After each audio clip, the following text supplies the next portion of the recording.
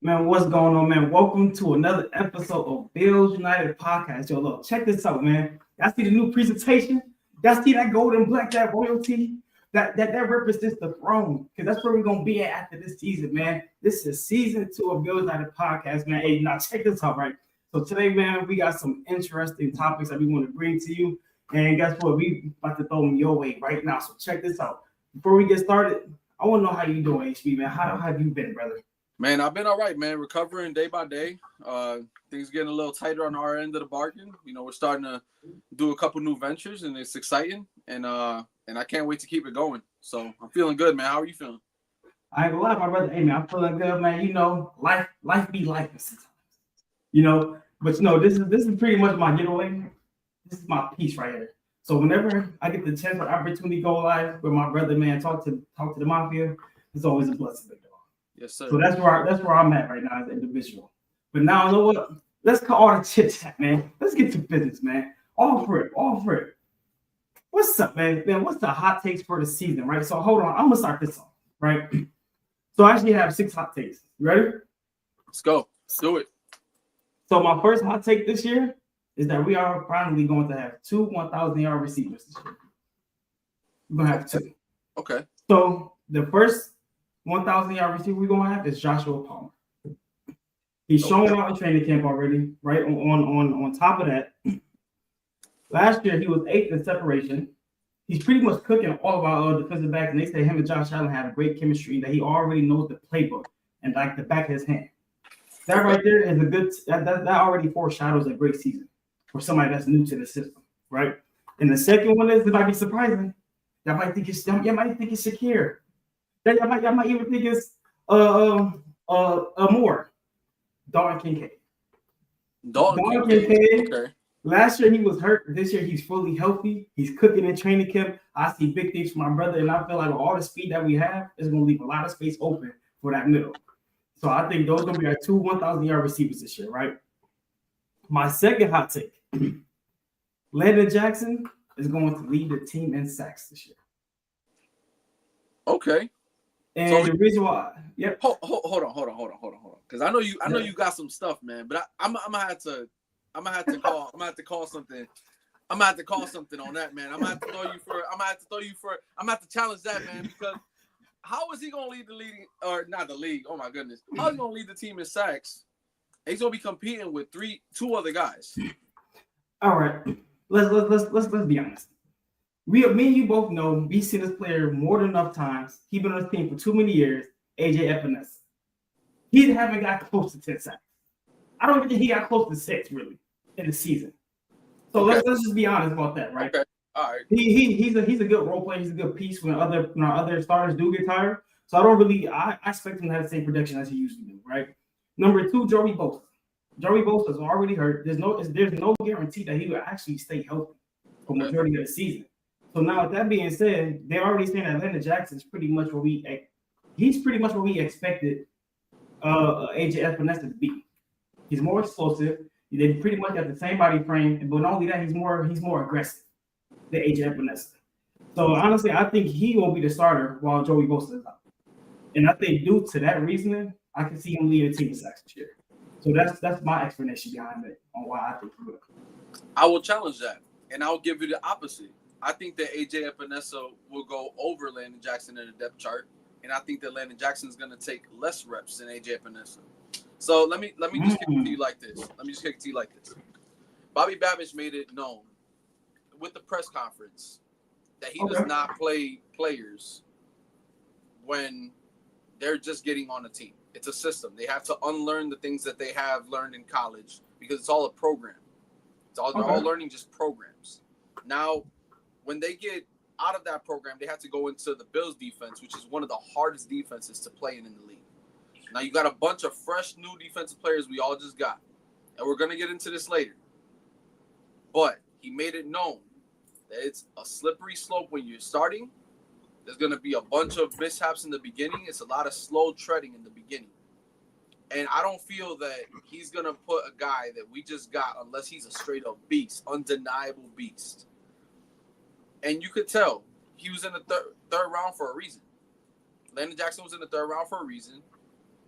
I'm not saying that he's not explosive because we definitely got him as a steal. Okay. But I think that with a learning curve and everything, I think that it's going to be Bosa, Epinesa / Jackson. But I think that Epinesa gets the nod just because he knows the system. Let me just tell you this, just to strengthen the point. Baylon Spector is still on the team. Baylon Spector, your favorite player, is still on the team. Hold on, slow down. My player. favorite what? But you hang out with him all the time, man. He's always on the couch. He's always cut. He's always injured. He's not over here. He ain't over here. Bench behind you. He's on that bench behind you right now. He's watching Josh Allen throw the ball right now on that big screen over there. This is ridiculous. This is ridiculous. Either way, I just feel that you keep guys like Baylon Spector on the team because they know the system, and the NFL broadcasters and everything, they still say that the Buffalo Bills defense is one of the hardest defenses also to learn in the league. It's a nickel-based defense, and it's not your regular defense 4-3-3-4. It's a mixture of everything. You got multiple cats coming in, rotating, so you never get a real feel of who's going to be on the field, which throws everybody in the offense off for a win. So Landon Jackson is going to be playing. Sorry, my dog is over here scratching himself. So if you hear a little bit of I'm talking to you. As far as Landon Jackson's concerned, he's not going to be on the field as much as you think. I've done a lot of deep thinking into this. As much as I like him, I think it's going to be slow treading until he actually gets a real feel for the system. He will benefit from it though, with Joey Bosa being out. See, I have to cut you a little bit, right? Okay. So now before I start cutting you, so are you saying that AJ Epinesa is the second string and then Landon Jackson will be our third string? I think they're gonna both be second string, but I think that Epinesa gets the nod over Landon Jackson just because he knows the system. You gotta throw a rookie in there unless he's undeniable. And you got 3 dudes on that defensive line that play the edge rush, and you could flip Greg Rousseau if you really wanted to, and put someone else over there. You could put Kevon Solomon over there. And also too, let's get this straight. All because we drafted him in the 3rd round. That's why I said it was still. He was actually supposed to win. He actually was supposed to have went early 2nd. He fell all the way back there due to the draft board was falling. We was even lucky to get him. Everybody knows why he fell back to the 3rd. And it's because of this video. It wasn't the alopecia, bro. It was that video. Okay? It was the video. It wasn't the alopecia. It wasn't none of that. Y'all know. It was the slap video. If you know, you know. That's why he went to the 3rd. But there's a lot that goes into him. They like him. Bobby Babbitt was pretty vague sorry. with the rookies as far as their progression to know the defense, he's baby stepping it and he doesn't want to give them expectations. He's not going to give a rookie player expectations of a veteran. So he's slow pacing it and we have the depth to do it. Okay, I definitely agree with you on that. On that part, I definitely agree with you. But honestly, bro, even the OTAs, I have not heard nobody talk about AJ Epinesa. I have nobody spoken to him. But Landon Jackson, I'm hearing highly things about him. So I think there's a chance that he could take that second string and take majority of those snaps. And that's my hot take, right? Okay. So now this is my 3rd hot take. Cole Bishop will be a starter by the end of the season. My boy Cole Bishop will be a starter. Do I need to explain why? I think I do. I know Taylor reference I got. I'll call him Mr. Torpedo because he just throw his body at anybody. But this is the thing. Tell me 1 year since we had Taylor Rapp when he did not get hurt. Give or take, yeah. You're right. Give or take, right? I'm not saying he's gonna get hurt or anything. Nobody want to even think about that. But I honestly think Cole Bishop, like Taylor Rapp might do something crazy as he always do. Cole Bishop gonna take that position. And not only that, last year Cole Bishop full game was technically against the Kansas City Chiefs in the AFC Championship. And did he play well in your opinion? I think that Cole Bishop's getting a lot of praise this year, only because he didn't have this type of offseason, and he wasn't in training camp. Remember, he had issues when he got drafted, so he didn't have all this time and all these reps he's taking now. So he looks a lot sharper year 2. He played better as the year went progressed. I think that in the playoffs he played sound. Even in the championship game against the Chiefs, I don't think that he played really bad at all. I think that we all know what hurt us in the playoffs as far as defensive backs.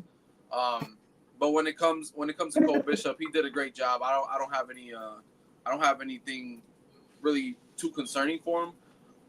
I could agree with it. I mean, he is the second guy up, but there's no rush to put him in there when you have Rap there still. Oh no, that's for sure. But this is a little twist. I don't have him replacing Taylor Rapp. I actually have him replacing DeMar Hamlin as a starter. That's surprising. Okay. That's my hot take. Okay. But now, hold on. I got a few more, but I actually want you to go. I want to hear yours. I already gave you half of mine. I want to hear yours. So my hot take is one and one only. And I feel like this season is going to have the same or more amount of pressure as the 2022 season. I don't know if you remember this, so I'm going to just take you back. So we had the game and we lost 13 seconds. So I was being facetious when I said that. You should remember that. That scarred everybody for life, right? The year after that, everybody was saying, it's because Josh Allen didn't get the ball.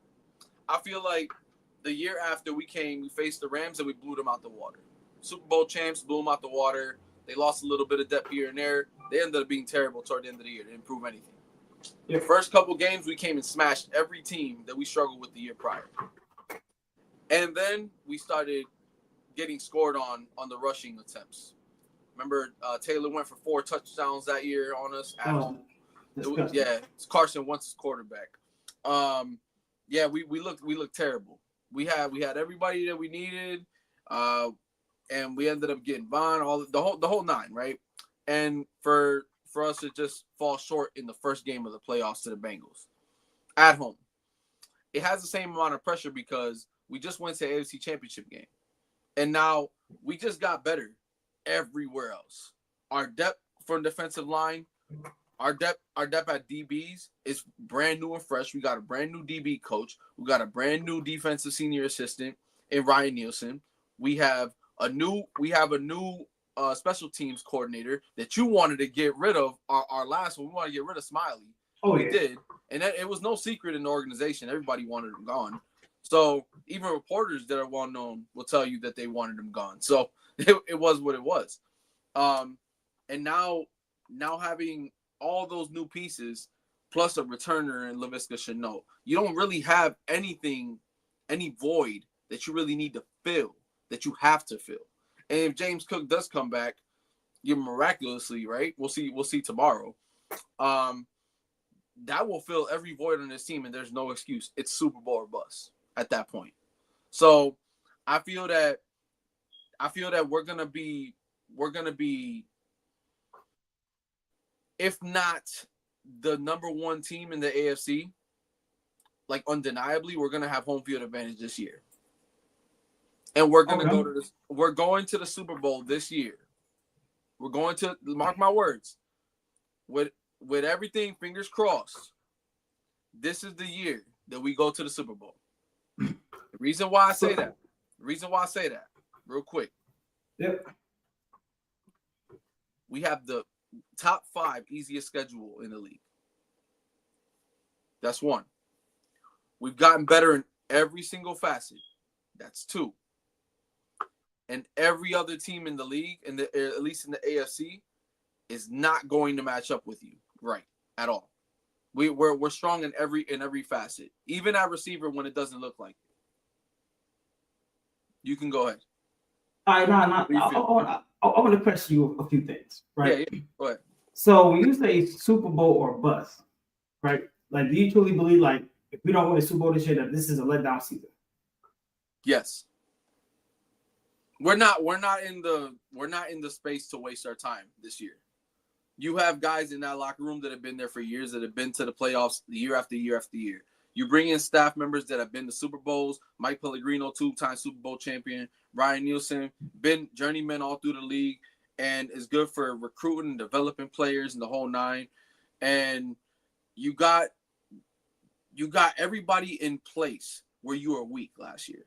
Bobby Babbitt's first year as defensive coordinator, I feel like he got off scot-free year one because we won in possession time a lot of the time in games. And we were blowing teams out the water. So a lot of times they were one-dimensional. So now you think about it, you're like, okay, what's going to happen now when the games are going to be close? If the games are close, it's going to show Bobby Babbage and what he has in his bag to close out games. We have to be consistent on defense. So if we could be consistent on defense, we don't worry about the offense. You let Josh be Josh on that offense. We're going to be golden. We're going to be gold. There's no. The Chiefs are not as dominant as they once were. They lost most. Oh, not at all. In this, and I know that they re-upped, but when you re-up in a complex system like that, like theirs, there's only certain things you can do. Xavier Worthy struggled year one. And don't even tell me that he was better than Keon, because Keon got hurt and he would have had more catches than Xavier Worthy by the end of the year. And he probably would have been getting close to 1,000 if he was going at the trajectory he was going before he got hurt. And the Ravens are really the only team in our way. But then when you were to say who are you going to trust more, Lamar Jackson in the playoffs or Josh Allen? And I'm just going to go with my guy all day. So I think that it's Super Bowl or bust this year as far as the AFC is concerned. Just getting there. Not winning it. Just getting there. I ain't gonna lie about. I like that because that was actually one of mine that we were gonna have our first AFC Championship game in Buffalo. So that's actually one of my hot takes. But I'm not going to lie. Yeah, that's the valid point. I actually like your hot take. I don't really know if that's more. I don't really think that's a hot take because it just seems so realistic on all aspects of levels. You know what I mean? And now I would like to transition. Do you believe in the hype for Keon Coleman, HP? All the hype that's going on around OTAs, all the big talk, all the reports. Do you believe in it? No, I don't. And the reason why I don't is because this is the time of the year where there's nothing really to talk about. And they're judging a guy that's playing in shorts. And he's playing against rookies. And they had this big thing where they're like, oh, he's burning, he burned Maxwell Harrison and the whole nine. Yeah, Maxwell Harrison's a rookie in the league. Okay. And he's still learning the system. He's still learning how to play with NFL talent. It's not like college talent at all. They have a different repertoire to their game. It's the same game, different type of strategy, different type of break-offs at the release at the line.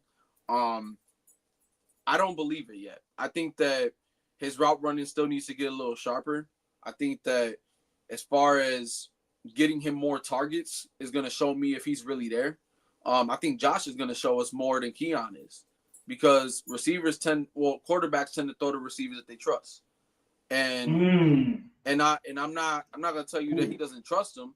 I'm going to just tell you that he's going to have to give him about 70 targets this year, if that. Like that's 7 targets a game. That's 7 targets a game. If he could haul in 58 out of those 70. I would be happy. If he could 58, just pull the number out of my rear. So now, with that being said, so are you expecting Keon Coleman not to really have like a sophomore rise, like a stock rise? Like, do you expect him to be significantly better or not really? It's gonna be better than his freshman year. I mean, he was going through a lot of stuff his freshman year as far as just getting ready for the combine and having to adjust and coming to Buffalo and learning the playbook and then getting hurt.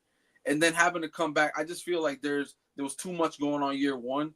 And now that he's fully invested in it, and then he's stalking Josh and he's like texting him and always getting on him, like, I'm gonna be better. I promise I'm gonna be better. He's trying to get that trust with his QB. I like that, but as much as I want him to just show me at this point, because you can run around in shorts all day and look great. You look like Moss. But then when you get on the field and you don't produce, there's really nothing to talk about. So that there's a reason why we still are looking for a receiver on this team. There's a reason why there was chit chat and Brandon Bean going crazy about, oh, why you guys bitching about us not having receivers? Like, we don't. Like, we have a bunch of role guys. We don't have a DK Metcalf or AB or we don't have any of that. We have a bunch of role guys, and Josh Allen that's what he likes. He likes role guys. And I go lie, I want you to hold on to that thought. So I want to bring up 2 comments real quick, man. Hey man, shout out to Mafia Sports Report, man. Daytime podcast. I see you. Yes, sir, man. Hey, listen, man. We changing the system around. We changing the system around. New presentation, man. This was for year 2 for Bills Night podcast. So we actually have a lot more things coming up for y'all.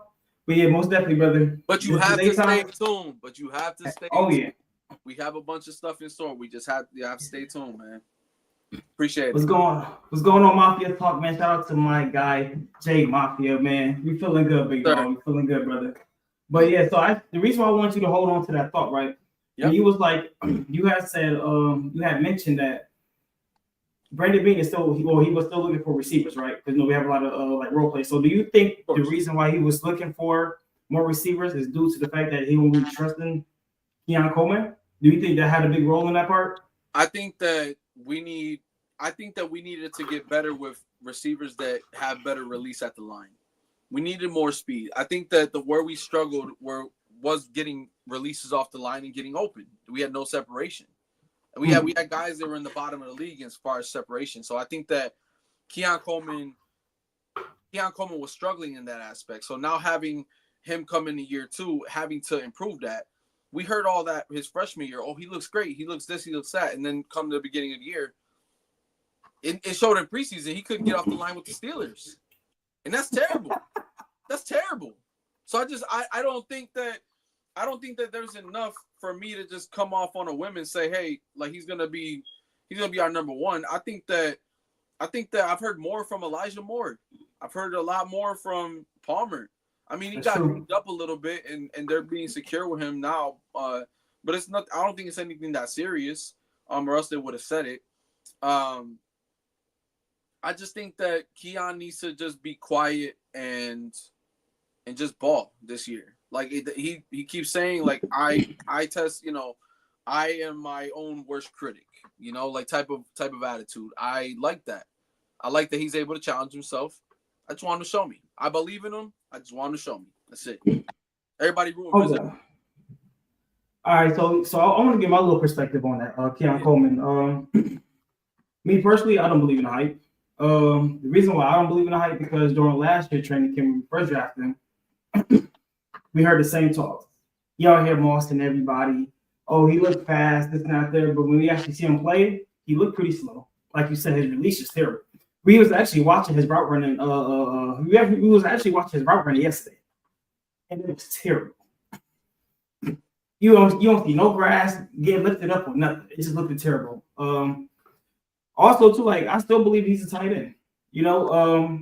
He's improving on his outside game, but me personally, I still think he's a tight end. I hope that he do prove me wrong. I think we still play him out of position. He moves like one. I can tell you he that. Do move like one. He's just not as big as a tight end. If you were to put him just on that notion real quick at tight end, right? He wouldn't be able to block a defensive end or a linebacker. So he'd be a receiving tight end at that. He would be like a throwback Niles Paul from Washington back in the day. He'd be more like a smaller version of Charles Clay the way he was used in Buffalo, as far as just being a receiving tight end. Logan Thomas, we had him. We had Logan Thomas. He was a quarterback at Virginia Tech. We turned him into a tight end. Slim build, tall dude. Keon's 6'4", but Keon doesn't move as fast as you want him. I mean, he's a 4'6" guy for 6'4". That's not bad. That's good speed. I was telling you that yesterday. Yeah. But his play speed, it's like you want to just throw the ball up to him and just have him win jump balls. I think his usage should be more inside. Instead of moving to a tight end, I think that he should just be in certain formations where he's inside and he looks visually like one, like he's lined up like one, but he's really a receiver. So on spread concepts, instead of putting them out that's there, nice. Instead of putting them out there like spread, like going deep, He's not going to be deep. You're going to have to throw him jump balls like how you did in Baltimore, the back shoulders. You're going to have to throw the one that you had pretty much jump ball to Keon Coleman on the sidelines when there's guys draped on it. He's going to be able to moss you. He's going to be able to get on top of you. But it's only because of his athletic talent. So how much is Josh going to trust that before a DB is too smart and is going to extend the hand and pick the ball off? That's what I want to see. I want to see how they can manage to have a little more trust in that relationship. Like, throw the ball up. I promise I'm going to come down with it. And if you don't, I'm going to bat it down. I ain't gonna lie, like, yo, that's some great points because, like, for example, I think he do play good on in the inside. Most of his biggest plays, I mean, outside like the 50-50 balls that Josh Allen was throwing, he was scrambling. Majority of his plays came on quick slants. When he off the line, it was on quick slants going to the inside. Like, for example, even against Tennessee, he broke off like that 60, 70-yard run. He's very good on the inside. And honestly, not only that, he's a mismatch for any linebacker. Yeah. No linebacker's keeping up with that man. Cornerback, on the other hand, that's a different story. But linebackers, he's a major mismatcher. Not only that, we actually have Elijah Moore who can play outside. So he could definitely come up with some packages that can include Keon Coleman on the inside. That would be nasty. For sure. You're bringing back to his Florida State days. I think that a lot of his time inside in Florida State was good. He has really good hands. You saw that yesterday when we were going through his tape. Good hands, really good body control. I just think that he lacks that speed concept that Elijah Moore is going to bring, that Kurt Samuel can bring once he gets fully healthy. That Shakir brings, that explosiveness. He doesn't have that. So all he has pretty much is that, that big body receiver type of feel, kind of like how Kelvin Benjamin had when he was here. But it's a terrible comparison because Kelvin Benjamin was trash. Oh, buns, bro. But straight buns. Yeah, I mean, you can't even paint that good. Like, he was not good. But his time in Carolina looked like he was great. A lot of those times though, he was doing jump balls in the middle and he was winning. But how Josh doesn't really throw guys open like that. He likes to get guys that are fresh open, that have space to run. He likes to get guys open in space so they can do the yards after the catch. And he's one of the only quarterbacks that doesn't just dump off the ball. Like, he'll go and throw it mid-range, 15 yards a pop if he really wanted to. So also I have one more question for Keon Coleman for you, right? Because I know that, like, you usually have a good eye when it comes to comparison players. Like, you compare players, right? Sure. So with Keon Coleman right now, like, in your honest opinion, like with his ceiling, not right now, but with his ceiling, do you think that, like, would you compare him to like a Brandon Marshall? Like what player do you think he could be? Like his ceiling. No. Brandon Marshall was nice. He was special. I can't even compare him to a Vincent Jackson yet. I got to see what he looks like in year 2, to be honest with you. I mean, right now, he doesn't come off as not even like a Mike Evans type player. Like, he doesn't give me any of those type of vibes. Right now, it's kind of looking like Kelvin Benjamin. I ain't gonna lie to you. It's looking like Kelvin Benjamin. They both came from FSU. They're both big body receivers. I mean, the only thing is the other one's built like Popeye Biscuit. The other one's built like an NBA player. I just don't like that. That's the only difference. So I feel like right now, when it comes to Keon Coleman, he needs to get off the ball. He needs to get open where he can get trust with Keon or with Josh Allen. And I feel like Josh Allen will throw him the ball more if he got better separation, because he's not a fan of throwing back shoulders or any type of jump balls where you're competing for the ball. Even if Keon can do that, which he can, you saw that his rookie year. For sure. I just don't think that Josh, after watching him all these years, will throw rifles like that and just jump balls. He's not a jump ball type of guy. He's more of a I'm just gonna keep picking you apart. And that's why I feel like, again, side Keon Coleman, Elijah Moore, Shakir, Samuel, sometimes even Chenault, when you want to throw them in there in certain packages, there you got wiggle room. You got speed all over the field. And that's not even talking about the running backs that we have receiving the ball with Ray Davis and Ty Johnson. So there's a lot of competition now, and I didn't even get to Dalton and Dalton Kincaid and Dawson Knox. That's a whole other separate island over there. No. We definitely gonna be a problem, bro. But I'm not going to lie. I want to transition to something that's very hot right now. It's a very hot topic, and Oh yes. And I really want to know your thoughts on this, man. So, okay, who would you trade James Cook for, and which boy would you fill in? Okay, so before we get to that, right? If we were to trade him after obviously June 1st, now, we're what is the 9th? Yeah, the 9th. We would face dead cap of $355,000. But then in the same breath, which is it's not that much in their world, but it's also saving $5.3 million on the salary if we were to trade him, because that's what he's due. So I think that if he doesn't want to stay here, I would trade him like immediately. If I'm James Cook and I say I'm not going nowhere with this team, I don't want to get fined $50,000 every time I miss mandatory camp.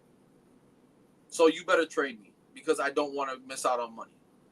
Because he had the whole Scarface post where he said I want what's coming to me. Well, what's coming to you? You're gonna get traded. That's what's gonna come to you. You'll get fined in the FedEx. FedEx gonna come to your door. It's gonna be express with a slip saying $50,000. Come to practice, or you will not ever see this money. And I'm pretty sure that's not what he wants. I'm pretty sure he wants $15 million. He doesn't want to lose $15 million. He wants to gain that, right? The only way to do that is to get your butt on that field on Tuesday, show up at least and show them that you want to play. You said a lot of nice things about Buffalo. I know that he wants his money. We don't have the money. I'm just going to tell you straight up, we don't have the money. And right now we're going to have to flex it if we're going to pay him before the preseason starts. We got people Daquan Jones taking pay cuts. You had Ella Oliver taking pay cuts. We cut Miller. We had a bunch of moves to sign everybody else. The precedent was already made that we take care of our own players. So there has to be some type of, I trust them as an organization because they took care of everybody else. Why haven't they taken care of me and I've been doing everything for this organization in my behalf? Why haven't I gotten my raise? I know what that feels like. So when it comes to a professional standpoint, yeah, there's disrespect, but you have to understand the system and say, okay, when is it going to be my turn? Now, I think James Cook can get traded. I think that he's worth 2 picks, maybe a day 2 pick and a day 3 pick right now.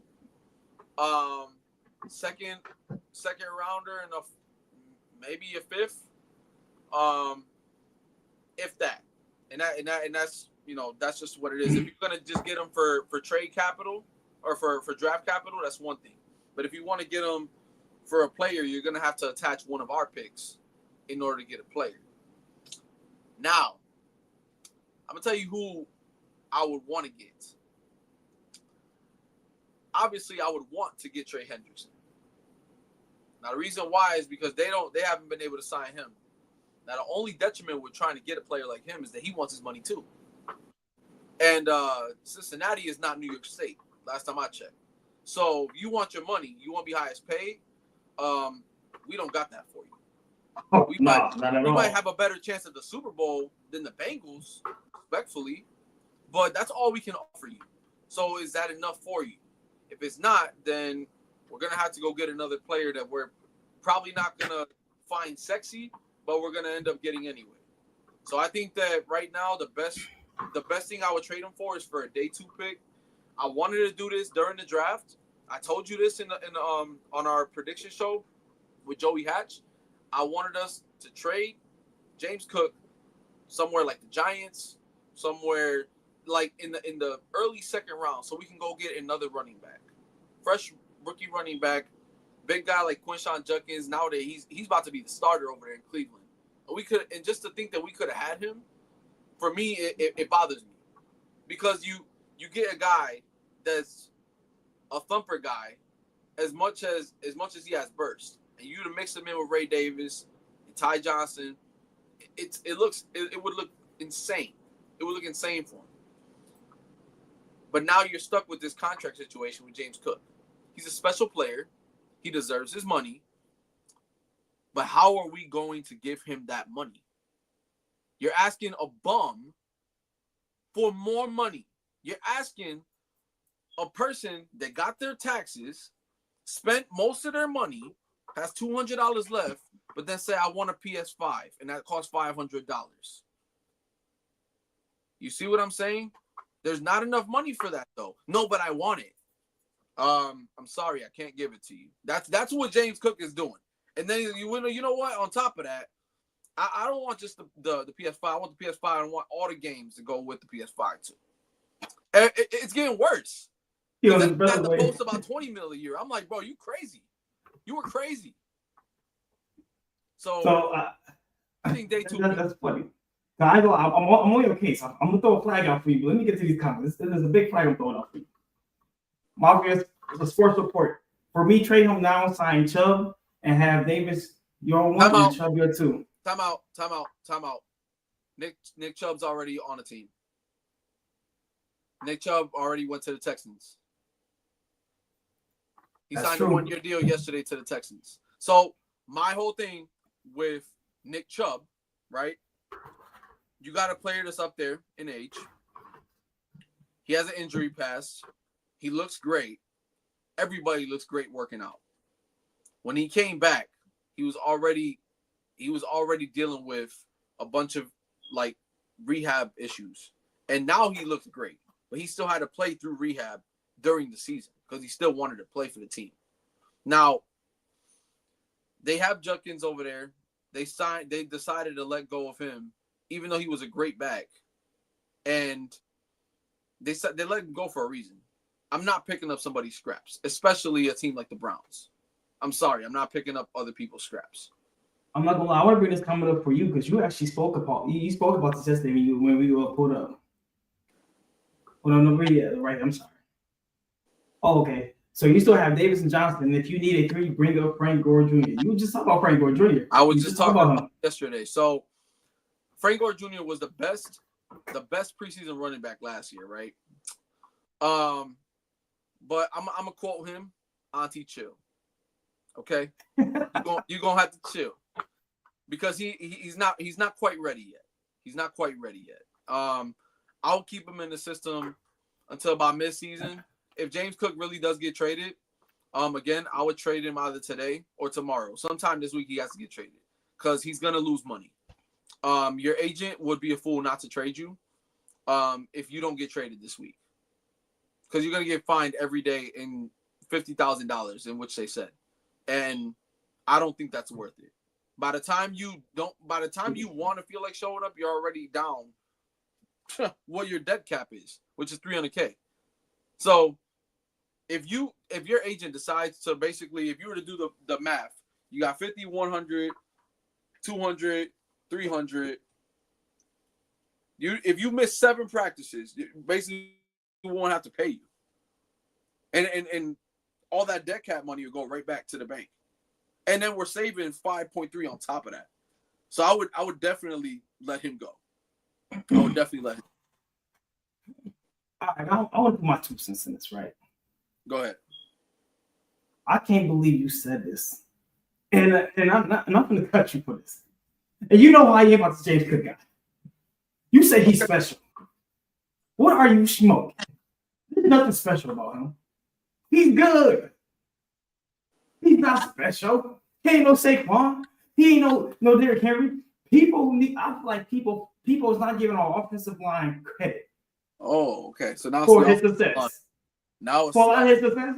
Okay, listen. Josh Allen least that, right? He won MVP. When Ray Davis came in, when James Cook wasn't in, or when James Cook was a little hurt, whatever, he thrived. He had big runs. Ty Johnson, they had big runs. We pretty much had a top 5 offensive line. That's why our offense was so efficient. James Cook is not doing them same numbers with an average line. He barely touched 1,000 with a great line. Okay. He's not special. He's good. But he looks special in his offense like majority of even Ray Davis looks special. And that's my guy. But we don't know if he's special yet because he haven't had the full opportunity to actually show what he can bring to the field fully, right? So this is my thing. I feel like a lot of people is overhyping James Cook, respectfully. Me personally, we need to get him out of here because I feel some type of way. And the reason why I feel some type of way is me and you had this conversation during the draft. We was like, if James Cook F us over at the end, and we could have got a generational running back, we're going to cause hell on this podcast. We missed out on all these running backs because this motherfucker want a little bit more money that he's not worth. You trying to demand something that you're not worth. That's crazy to me. And then not only that, and this is my problem too, bro. I think he's going to stay on the team. I don't think we're going to trade him.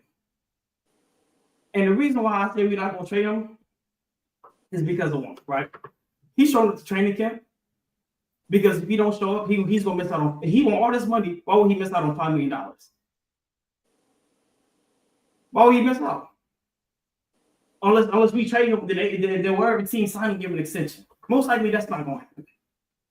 That's not going to happen, bro. Because you're going to have to prove it. Yeah. So that right there, he already missed out on money. Like you said, 50,000. Is it 50,000 per day he missed? Wait, I'm sorry. What? Is it $50,000 he gonna get charged per day he missed of training camp? Per practice, yes. Per practice. Crazy. He's showing up. Showing up. I guarantee that. And if I did trade him, I would trade him for draft capital. I don't think he's worth a second round. I think you're gonna get a third or fourth round. We're not gonna get a second round. Because he's not special, bro. I just don't see it. I don't understand where people is getting this notion from. Maybe you could explain it to me a little bit more. He got speed and a vision. He don't even got hands. I catch better than him. He don't have no hands, bro. He can't block. He's not on the field on third downs because he's not an asset like most of these other generational running backs are. Like a Jonathan Taylor, who could do both. Like a Derrick Henry. Like a Saquon. This man was on the field 40% of the time for offense last year. You're not even on the field 50% of the snaps. And you want to get paid the third highest. I want him out of here. I'm sorry. I mean, even though I still think he's going to play this year, I want him out of here. Yeah, guess what? Y'all can say, oh, I'm tripping, this and that, third. I'm not tripping. Y'all keep saying we're going to miss James Cook. We're not going to miss him as much as I think we are. Because we look good without him when he wasn't on the field. Ray Davis would have had the same amount of production. If you look at the yards when he played, the rushing yards, he already had more receiving yards than him. If you actually look at his production rushing yards, him and James Cook would have had almost identical numbers if Ray Davis was our starter and had the same amount of snaps he had. Okay. So that's how I feel, big dog. You know what? That's probably the best take you've had on him. That's good stuff. I didn't think that I'd be stumped on live that he doesn't play half the time, but then people think that he's special like that. Obviously, he's not Saquon and he's not Derrick Henry, but neither is Derrick Henry. Derrick Henry plays the same amount of time that James Cook plays. The only thing is he gets way more touches because he's the tush push guy. He's Josh Allen and James Cook built in the same. He's got Josh Allen's build, right? Big dude. You don't have Lamar Jackson doing tush pushes. You got Derrick Henry doing them for him. He's like, no, I'm not doing that. I'm going to hand it off to him. So that's why they pay Derrick Henry that type of money, because he does the third and ones, and he's the first and second down back. But they also have a flex there too over there in Baltimore. With the Eagles, they have minimum flex. It's all Saquon. And then if Saquon's not playing, they drop off a hill because they're pretty much pass dependent after that. The notion that James Cook can't catch, bro, he got better every year catching that ball. Okay, I'm just gonna advocate for him real quick. So just hear me out. James Cook gets to the point where he doesn't even need 20 touches a game to score 3 touchdowns. He doesn't. That's what makes him special. And nobody on this running back group has that type of gift. to be able to just jump off 70 yards. But that happened one time with Ray Davis versus the Dolphins. And that was on broken coverage, and he went straight to the end zone. And you're going to tell me, oh, so you're going to look at Josh and tell me that Josh is going to do all that too. And that by himself. If he does that, he's going to be 2-time MVP. Word to my mother. He's going to be a 2-time MVP if we let go of him. And then you got Ray Davis, you got Ty Johnson, and then you got Josh Allen doing everything else. Just everything else. All the James Cook stats, give it to Josh Allen. And then have him throw all around the yard. He can't do it. He needs James Cook. He needs that change of pace back. Because guess what? If they would have gave Ray Davis the ball in the AFC Championship game, we would have went to crap the same way we went in the AFC Championship game last year. He's not Ray Davis. I mean, before you even answer that, I mean, before you continue look at this, you literally answered a question that he asked. You just literally just said that. Which running back would have made a difference versus James Cook, 1,000%. If you go back to our podcast when we were talking about that game preview, we talked about how James Cook needed to have more than 20 carries in his game. In the first half, we barely gave him 10. And then the second half, they started running the ball, and then we saw the game shift. He scored twice, and then you saw the stiff arm, you saw him starting to get hot, and then we stopped. And in the final drive of the game, we didn't give him the ball not once. We didn't give him a look. But you know why? You know why? Well, you know why we didn't give him a look? Why we give him? Because he's a liability. He wasn't even on the field. Oh my goodness! No. When it came to the pass game. Okay. No. Because you notice we didn't run it last year. We passed, right? Mm-hmm. Who did we have out there? We had Ray Davis and we had Ty Johnson on the most important drive of the season to take it to the Super Bowl, and they ain't put him in there because he's a liability in a pass game. I don't want to hear nothing about his hands got better. Why is he a liability in the pass game? You tell me. Why? For one, he can't pass block because that's the majority of that's probably what we're using for. Number two, he said that's what he's looking for. That's what I was looking for. Yep. Oh yeah, he's a liability in a pass block.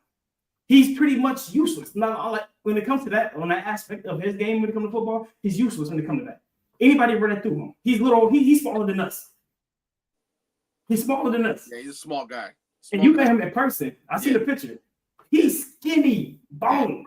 Yeah. So he, you know what I mean? But not only that, bro. So like for example, the reason why I say his hands is not as great because yes, we've seen James Cook catch, but how many catches did we see that he dropped for touchdowns year after year after year? How many touchdown catches did he? It's like he can't focus when he get close to the red zone. Oh, a few. He can catch. Yeah. You know what I mean? That's the majority of his drops. Yeah. You know who also had that problem back in the day? Who? Back in the day? O.J. Simpson. They used to call him Hands of Stone. They used to call him Hands of Stone. And I'm not telling you that he's OJ, okay? I'm not telling you about to let the juice loose. I'm not about to tell you none of that. But I'm telling you that James Cook has juice to him, and you don't have to use him at the same rate that you would have to use Saquon and Derek, and you can keep him a little longer just because of that. That's what makes him special. He was hurt one time his whole tenure here. And he missed one game his whole tenure here. That also makes him special. Availability is the best ability. You have a guy that we haven't had a special running back like this that gets 10 plus touchdowns since CJ Spiller, since Sean McCoy. And Sean McCoy, what happened then? Because I feel like we haven't had him in 10 years. His best years was when Tyrod was here. And you have your feelings about Tyrod. Just keep it real with me. It's been a while since we had, bro. You can't tell me Devin Singletary was that special. Ray Davis is what we wanted Zach Moss to be. Short, stocky running back that can be a change of pace back. But guess what? We had two little micro midgets at running back when Dable was here. And now we're just going to be real. We're just going to be real. We had two small dudes playing running back. And then we had I had to get you one time. We had then get Latavius Murray, get TJ Yeldon. Dude, those guys, they were buns. They were buns. And now you got James Cook and Ray Davis, and you want to let James Cook go? See, that's crazy. See, I'm not gonna lie to you. I have yet to hear you tell me one reason why he's special. You know what you said? Oh, he bust off for 70-yard runs. I've seen regular running backs do that. Well, he had 3 big runs against let's be honest. James Cook had 3 big runs in the playoffs against the Denver Broncos. He had one against the Detroit Lions when they pulled his brain. He had one against the 49ers in the snow game. And I think he probably had another one. Wow, 4 big runs. Wow, 4 or 5 big runs. That's so. You see what Saquon did to them? You see what he did to them? What he did to them? The Commanders in the playoffs. Oh yeah. 3 touchdowns, 3 touches, 3 touchdowns. But you know that is special. But you know what they're missing? What the Bills are missing if James Cook is gone? What? The home run hit. They're missing that. They're missing a change of pace.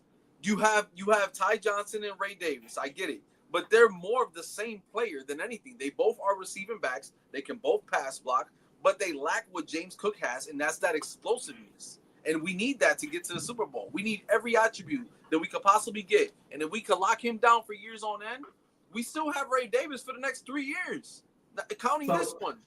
This one is for you, big dog. Okay.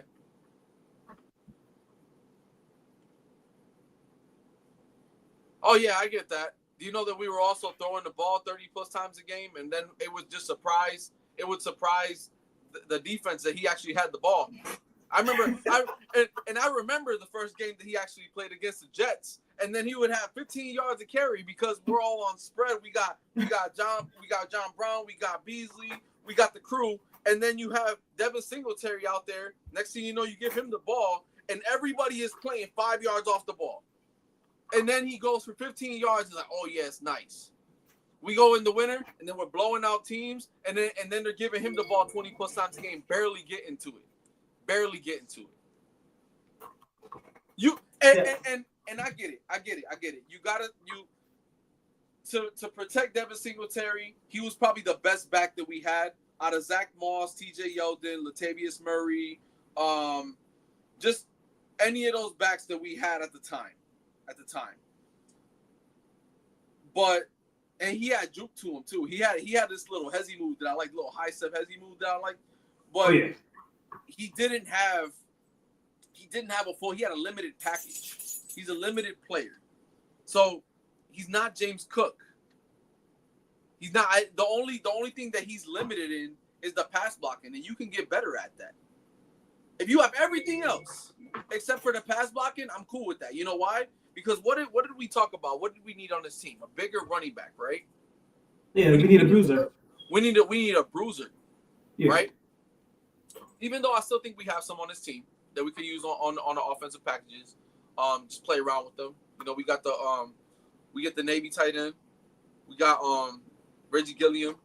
You know, we use him in some packages, fullback. If you want to call him Weapon X, you got to live by it. I'm sorry. Ray Davis, you got him. And we're gonna see what happens with Darrington Evans and the crew, and Frank Gore and the crew. But I don't think none of those guys are ready. I think that for us to be primed for a Super Bowl and not waste anybody's time, I don't want to sit here another year telling you what we could do next year to get to a Super Bowl. I want one now. So what is that going to tell you? We need to go get him, and we need to sign him. So there is no more questions about where he wants to be. Well, you know what's crazy? We don't have to sign him because he's still under contract. He wanted an extension. So technically, we have the leverage. Because technically, you still 1 year under contract. We don't have to sign him. And guess what? That's going to leave him in this position to where either he's going to have to play for us. If we don't trade him, he will have to play for us. And if he decides to sit out, he definitely ain't getting paid nearly what he wants next year. Because he's going to have a whole year off his career. I'm telling you right now. I got my phone on me right now. Yep. And I'm waiting on standby on Twitter for something to happen. I really hope that he decides to stay. I predict that he will get paid. I'm not sure of the timeline. I know that we have to get these camp bodies out the way, and then we got to sign 53 players. We don't. Everybody got took care of. Everybody got took care of. Even dudes that didn't get 20 sacks, like Rousseau, productive players, didn't get crazy stats or anything. You re-signed Ty Johnson, you re-signed Bernard, you're re-signing everybody on the team. You re-signed Josh. What's Josh doing? Is he restructuring the contract to get the extra money in order? He just got paid. Why would he do that? Again, he's got the keys to the kingdom. You ask him. Do you want James Cook? Does he? If you ask the breadwinner of the house, hey, honey, can I go get this? And then that person says yes, then you're going to cough up that money. If Josh Allen wants James Cook on the team, then he's going to cough up the money, and he's going to say, I'm going to make it available so at least we can get him re-signed to a better contract. If you were James Cook right now, and you outperformed your contract, your rookie contract, before you got there, is the leverage in your hands or is it in the organization hands? As far as your play is concerned, who's it up to? Organization. As far as my play, organization. How? Is it not up to you? Are you not the one running the ball? His money. So I'll agree with you. My bad. It's up to you, right? You know your worth, right? You know what you want. You have to express that. He expressed it in a negative manner because he should have did it privately. He shouldn't have done it. He shouldn't have done it publicly because now we're sitting here talking about it. It's good for us, but then it's bad for the organization. And then going into Hard Knocks, how is all that going to pan out? How is all that going to? All that's going to be is a distraction. You'll be pulling players for interviews, and how do you feel about this? How do you feel about that? Coaches, all that, the whole nine. That's going to be uncomfortable. See, now I would have been this coming up because it's going to go off of what I have to say about the situation. Yeah. Market Sports Report. Cook max 10 mil. I have mentioned that before, and I still don't like it. Drafting running back every 3 to 4 years is real simple, right? The reason why I like that comment is I want to bring it up. Okay. The Bills, we have a history of not signing running backs. The last running back that I think that we actually gave an extension to was it Fred Jackson? At least from my recent memory. At least my memory of me watching football. I think the only running back, in my opinion, that I remember is Fred Jackson. We don't extend running backs. Because you know what? They are a dime. And LaShawn McCoy. That's because he was LaShawn McCoy. Yeah. That's the name. That's the name. That's the name. But outside of that, I'm going for history. We literally signed our third string running back before we signed our first. We literally signed our quarterback, our corners, our DEs. Why is James Cook the only player on this squad that did not get signed yet? I think that is foreshadowing something. That is very telling on why there's a reason why we ain't resign him if he's that important. There's a reason why the Bills did not pay this man that $15 million. He won't elite money for not elite production. Can I answer that real quick? So put that comment back up. Put that comment back up. I think it's this one. Yep. All right. We want to give him 10 mil and you still don't like it. Granted, we agreed that 10 mil is probably a good take home. But to draft a running back every 3 to 4 years is real simple. If it was that real simple, why didn't we get one this year? There was so many running backs that we could have got. We could have got Blue out of Texas, and he went to the Cowboys. We could have got Scatterbo, your boy. He went to the Giants. Could have got Junkins. Could have got Henderson. We didn't get any of those players because they still want to keep James Cook. Their gut is like, okay, if we could play this card, we're going to just gamble it because we have Ray Davis and we have Ty Johnson. Now, they feel they want to do that. Good luck passing the ball most of the time because that's what it's going to tempt them to do. You have two good stout running backs, but not great running backs. Ray Davis is where he's at for a reason. He's our favorite player on the team. So, Ki and I both, we love Ray Davis. He's our favorite player on the team. But to keep it real, he's limited when it comes to certain things. Now, year 2, we're going to see if he got a little faster. He obviously got a little bigger. Players tend to do that year 2, especially the rookies. He had a lot of success year 1 with the role that he was given. But he's just a change of pace back. Let's just take it a step back. Right now, he's a change of pace back. We saw what he had the Jets game when he was able to start and had to split carries with Ty Johnson. It looked great, but they over 150 yards. But they struggled. They struggled having to go as far as like in between the tackles with the home run hits that James Cook has. James Cook has a different pace, and that's all it is. We're paying for the pace. That's all it is.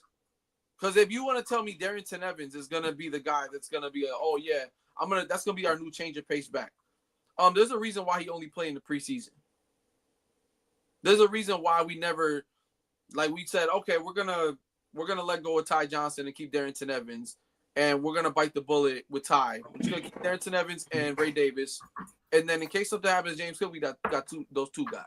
I want to cut in once. I gotta cut this out. This Darrington Evans, whatever your name is, you buns. His highlight tape is 2 minutes. He got cut from this team. Well, how many times already? 2-3 times. He's just a body for competition. He's not making this roster because he's gonna make it. We re-signed him, so he's gonna be in this roster regardless. He's gonna be on practice squad. I don't want to hear none of that. We're not gonna see him. We're not gonna see him, bro.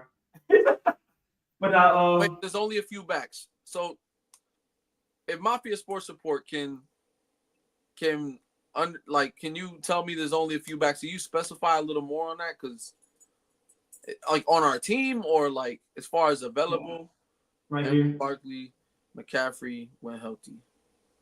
Yeah, McCaffrey's more on his way out. You mean as far as special running backs? Okay, so yeah, and then he put this right here to go after it. Then you can answer it. So why pay Cook top 3 money when you ain't on the same level as those backs? Well, this year he showed he was better than McCaffrey. Well, he was hurt though. Come on, this year. I mean, he was hurt, yeah. But availability is the best ability. I don't care what your name is or what are you going to do for my team. We have Von Miller. We have Von Miller on this team. Hall of Fame, Von Miller. 2 Super Bowl, Von Miller. Don't get me started on that. Don't get me started there. Don't get me started. I don't care what your name is. Barkley and Henry on a different level. But Henry didn't score more than James Cook. And I'm just saying, like, I don't care what your stats are. How many touchdowns you score for me? How viable were you on certain downs in certain situations? Bro, he was a change of pace back. He was not giving that ball to Ray Davis. He's not sharing. The only way he's getting off the field is they tell him get off the field. But he's putting most of those downs, especially in the playoffs. James Cook was a game changer. He's good. I'm not taking that from him. He's not. Oh my God. Okay. He's not Saquon. There's special. He's not special. There's special and there's elite. There's 2 different. I'm gonna just clarify. There's special and there is elite. Elite is you have every aspect of the game. When McCaffrey was with the Panthers and when he started with the Niners, he was elite. Dude could pass block, dude could catch, dude could run. Dude literally was the team. I didn't matter who was there at quarterback. It could have been Garoppolo. It could have been the mailman across the street. It don't matter because McCaffrey the one. He was even throwing the ball sometimes. So you have him, you got Barkley, you got Henry. Henry throw the ball sometimes. Barkley could get in there and do something. They all are elite, talented running backs. This guy has a special trait to him where when he's in the game, you only need him a couple times a game for him to change the game. Randy Moss one time had 3 catches for almost 200 yards and 3 touchdowns. Yeah, that was cool. Okay, all right. And he was a journeyman. He went from Oakland to the Pats, to the Titans, to the Vikings. Bro, he was everywhere at a certain point in his career. Even went back to the Niners. He went to the Niners. Until in his career. My point is this. It don't matter how many times I get the ball. If I'm threatening to score, when I get the ball, out of 15 times and I scored 3 times, which we've seen multiple times this season against valid teams, I'm not letting that player go. Because Ray Davis needs 20 carries to get 1 touchdown. He has over 100 scrimmage yards. You could have over 100 scrimmage yards, bro. You have over 100 scrimmage yards. But if you're not going to give me what I need, then what are you doing all that work for? Oh, yo, he had 20 carries, bro. He had 230-something yards, blah, blah. All right, well, how many times he scored? Well, he scored 1 time and they lost. Oh, all right. But you want to keep him, but you don't want to try to pay. You don't want to look James Cook way. I don't think they're not looking his way. I just think they can't pay him. I think have the money. I think people get in this room with me personally. Like I said, I know he ain't gonna miss me the league. But people think I don't want him on the team. I don't mind having James Cook on the team. He did really good last year. With 19 touchdowns, he ain't doing that ever again in his career. That's a one-time. That was an anomaly year for him. He's never doing that again. Let's keep that apart, right? This is my thing. He's not getting paid that money over here. I don't mind keeping him, but all that money, he gotta take a little step back. Like I said, the max okay from now and it's really due to Genty getting paid all that money as a rookie. Okay. My ceiling is $12 million. I think he should. I think that's kind of meet it halfway. I'm okay with $12 million now. Before it was 10, but now it's 12 because Genty he kind of rolling that. So James Cook's stock actually, I think it risen up because of that, and many other running backs that's gonna get paid in the future. But that's what I have to say about James Cook, man. I still don't think he's special. I think he's really good at one thing, probably 2, vision and vertical speed. But outside of that, like, there's a lot of fast running backs in the league. Dog, you know that don't have the vision. Dog, you know how hard it is to score 16 touchdowns though in the season. You know, you got Josh Allen, not that ain't that hard. Ain't that hard. You're unbelievable. You're unbelievable. I can't. You are Hold on. I'm trolling right there. You're going crazy. I don't understand. Like, I don't understand. You can get almost 5 yards a carry. That's half a first down a carry. You have 30 less carries than the year before. You just get barely over 1,000. You have 16 touchdowns. You 14 up on what you had the year before. Mind you, he had more yards the year prior, but he only had 2 touchdowns. But don't you think this is crazy? That you had, right? That you had what? Was it 16 touchdowns or 19? Yeah, 16. He had 16 touchdowns and still had to play the last game to get 1,000 yards. So what that mean? Where did most of the touchdowns come from? That red zone. Real close. Not all of them. It was a majority. Real close. How you got 16 touchdowns? How you got 16 touchdowns and barely 1,000 yards? By getting them there. He had big runs. He had big runs, bro. Let me tell you real quick from experience. I give this man too much credit. Him too much credit. It's harder to score. It's harder to score. Real quick. Let me help you understand this.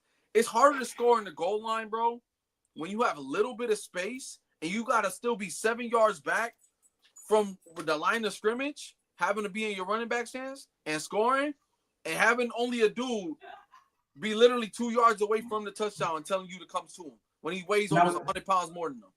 Now with this O-line. Oh boy. I said what I said, man. Okay. I said what I said, man. All right, we gonna agree to disagree because I'm a crash out. It's gonna be one of these. It's gonna be one of these days, man. It's gonna be fun. But now, thanks. But hey, man, listen, man. I appreciate everybody for tuning in, man. Hold on. Before we exit, I want to pull up at least 3 more questions. Three more questions, real quick. Get involved with the crowd a little bit. Let me see. Oh, okay. That's a different way of looking at it. Marvel Sports Report. You want the honest truth here? I truly believe Cook is overpricing himself to get out of Buffalo. So you think James Cook won out of Buffalo? Okay. What's your? I never thought about that. I think that I can see it. Part of that could be true. I mean, we don't know. I mean, that's his opinion. I think that's valid. I think that his take on Josh Allen was true. It was genuine. His take was There's a lot of quarterbacks you can't talk to in the league. And I can tell you straight up, that's how it is. But with Josh Allen, it's different. Josh Allen's one of those guys you can talk to. He's personable. He's a good guy. That's my quarterback. And that's how he spoke about him in a recent interview. I just think that that's valid, but I think that that's like judging someone's character in a way too. Feel me? I think that his brother, to be flat out, his brother flat out advocate for him publicly, so it's not jumping to any assumption that he wants him paid. And I think that when people like that get in your head, and when I say people like that, I mean players that have gotten their money, but then 2 years in get screwed over, like Dalvin, because when he got hurt, they didn't have to pay him anymore, and he became a journeyman. I think that you have players like that are a little salty about their position, and then you push it on to your brother and be like, you know what, he's in that position. Before he gets any further, let me try to get him paid. And that got in his head. Had that not happened, James Cook probably would have been all right with that. He probably would have been all right with just playing one more year. And before it started getting sticky, it would have been. I think it wouldn't have been as turbulent as it is right now. I think that he doesn't like being in the snow.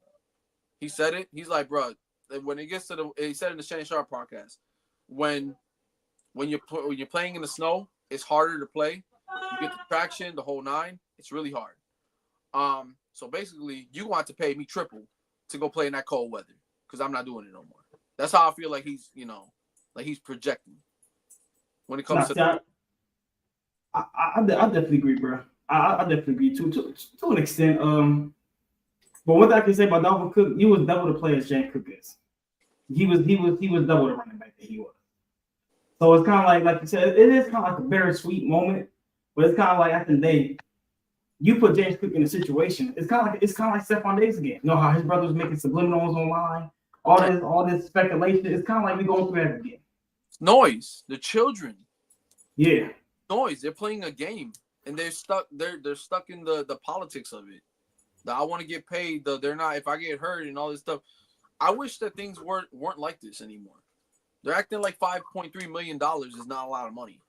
Like that's a lot of money for you to catch a ball and catch a rock less than 20 times a game, and then you're sitting there waiting for commercial breaks and water.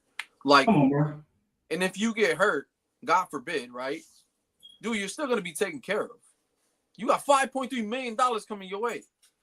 If you come play, you're gonna be taken care of regardless. And somebody gonna pick you up because you James Cook.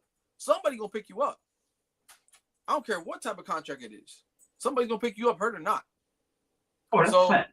That's a fact. So like you're really not losing out on no money. All you're doing is making yourself look bad. And at some point he's gonna have to bite it. We'll see tomorrow. Oh no, for sure. And guess what? If something big pop off, we pulling up on here. Oh yeah. Oh, what's going down? Don't give me no breaking news about this. I'm going crazy. Yeah. All right, so I'm gonna pull up two more comments. Marcus Sports Report: Bills defense game plan. Oh no, that's the wrong one. Is this the one? Okay. Question: do you truly believe defense's game plan for Cook like they do for Broccoli and Henry? So I'm gonna go first on this. Absolutely not. And the reason why I say absolutely not is because that's what made us good last year is that everyone eats. They know who's gonna get the ball. They know who's gonna catch the high. They know which way we was gonna approach the offense or the way we was gonna attack. So I think that's why we were so good last year. I feel like you couldn't really game plan against James Cook because, like you said, we got a Ray Davis who brings some difference to the game. We got the best third down running back in the league, Ty Johnson. So in my opinion, they honestly couldn't game plan against anybody on this team. At least that's my thoughts on it. What you think? I think it's a one-sided question. To be honest, I mean, obviously nobody game plans for James Cook like Barkley and Henry. I mean, but the thing is, I think we answering this question a little late, so I can't answer it that way.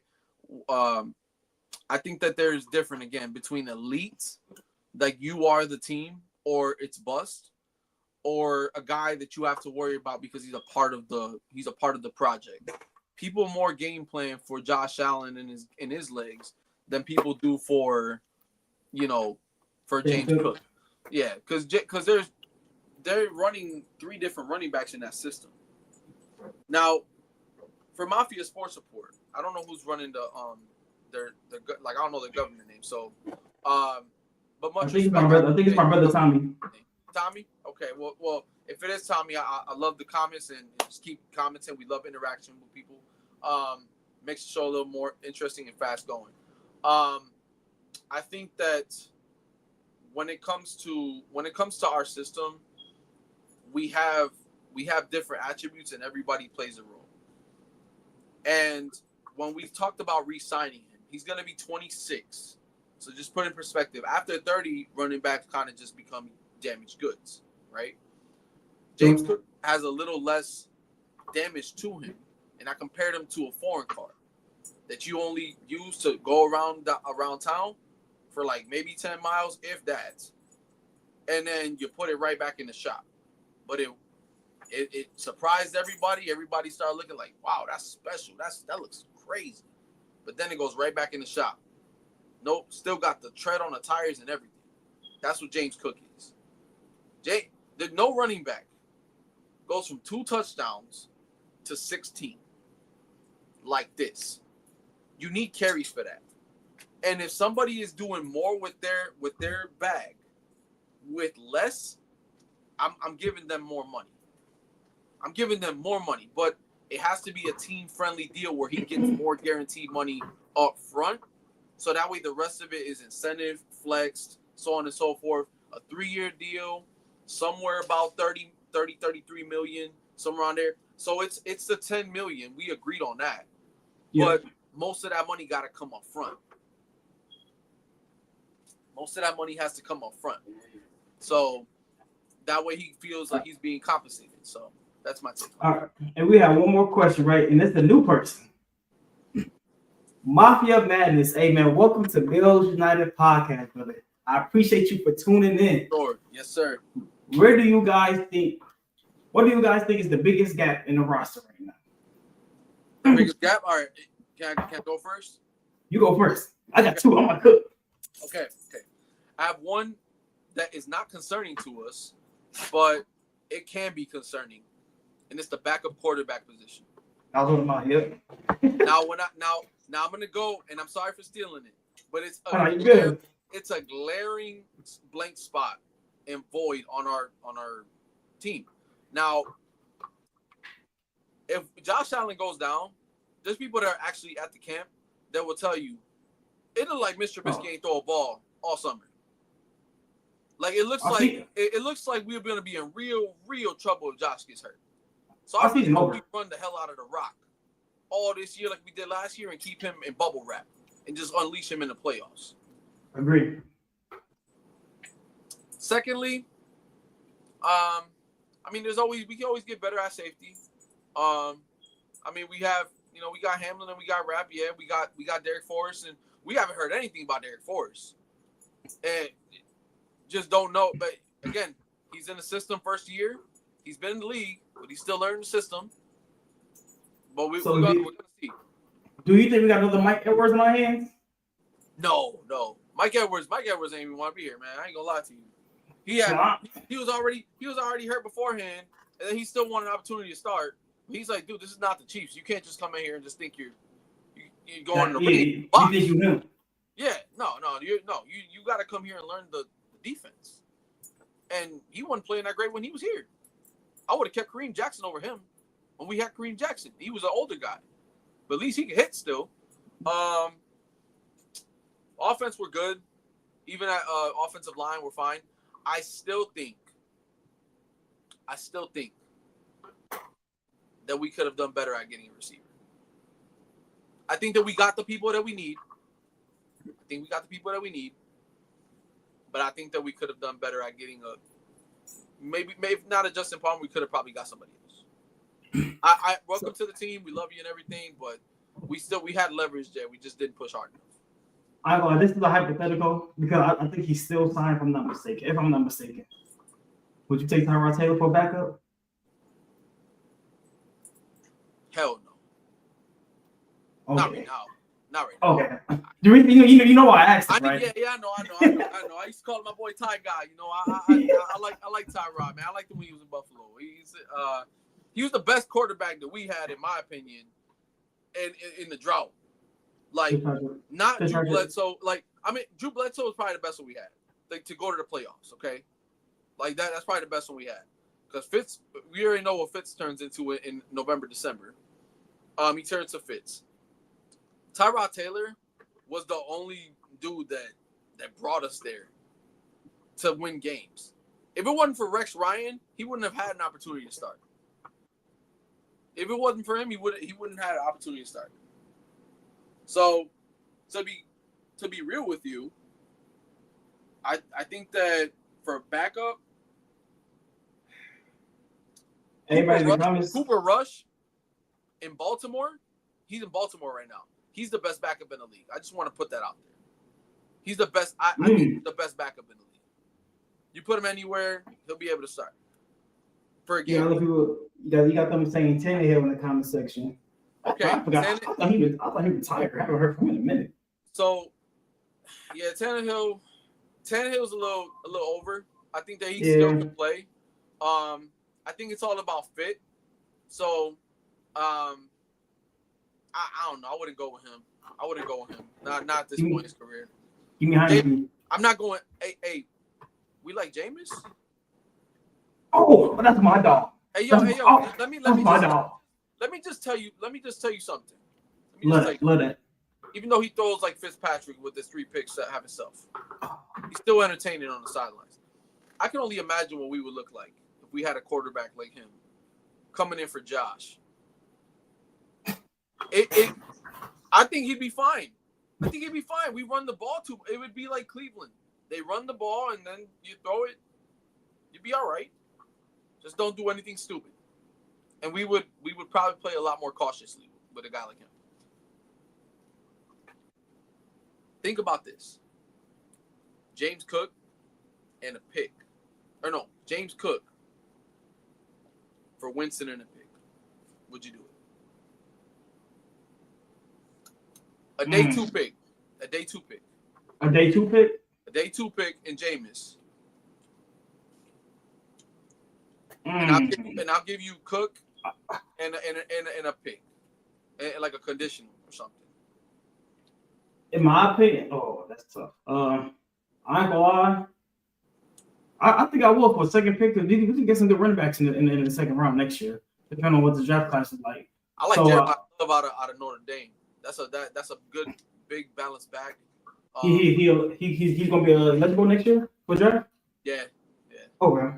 Yeah, he's I think he's one of those the next rising back too in college. Jeremiah Love. Me personally, I would do it just for a backup quarterback because Josh Allen is an Iron Man. He played last year with almost a broken left hand. For vast majority of the season. I'll do it for the backup, but I don't think the Bills will do that. But I'll be okay with that. Okay. Honestly. Okay. But other than that, you got anything else to say, big dog? I'm good. No, we went a lot longer than we thought for 3 topics, but yeah, that's the name of the game. That's the name of the game. Sometimes it goes the way it goes. So appreciate everybody in. And we're just gonna keep on coming. We got a lot more in store.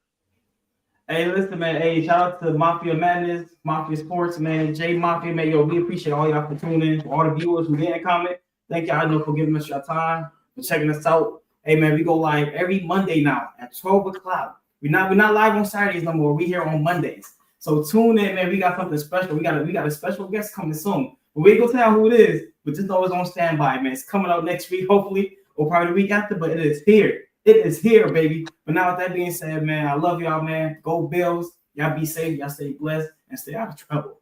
Please, yes, sir. Please stay out of trouble. Yes, sir. Grab us on Bills United Podcast on Instagram, YouTube, Facebook, Bills United Pod on X. Subscribe, follow. We're going to keep coming. Bring all the news that we can. Plug everything in. And God bless. God bless, man. Y'all be safe. Right. we here, big dog. Man, we here, big dog.